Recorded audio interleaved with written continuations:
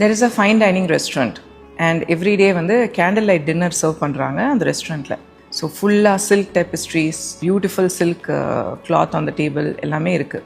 ஒரு சொஃபிஸ்டிகேட்டடாக ஒரு லேடி வந்து சாப்பிட்டுட்டு இருக்காங்க. திடீர்னு பார்த்தா ஒரு குட்டி காக்ரோச் வந்து அவங்க கை மேலே வந்து உட்காருது. அதை பார்த்துட்டு அலறி இப்படி தட்டி விட்டு இந்த டேபிளில் இருக்கிற கேண்டில் கீழே விழுந்து அந்த சில்க் டேபிள் கிளாத் ஃபுல்லாக எரிஞ்சு ஃபுல் ரெஸ்டாரண்ட்டே வந்து ஃபியூ மினிட்ஸில் பற்றி எரிஞ்சிடுது. இதே சுச்சுவேஷன் ஆனால் இன்னொரு சினாரியோ. அதே ஃபைன் டைனிங் ரெஸ்டாரண்ட், அதே கேண்டில் லைட் டின்னர். ஒரு வெயிட்டர் வந்து கையில் வந்து சாப்பாடு கொண்டு போயிட்டுருக்காரு.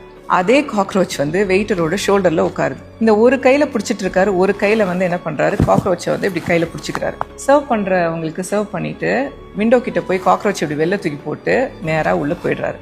யாருக்கும் இது நடந்ததே தெரியாது. What happens is not as important as how you react to what happens. How we react to a problem can either amplify the problem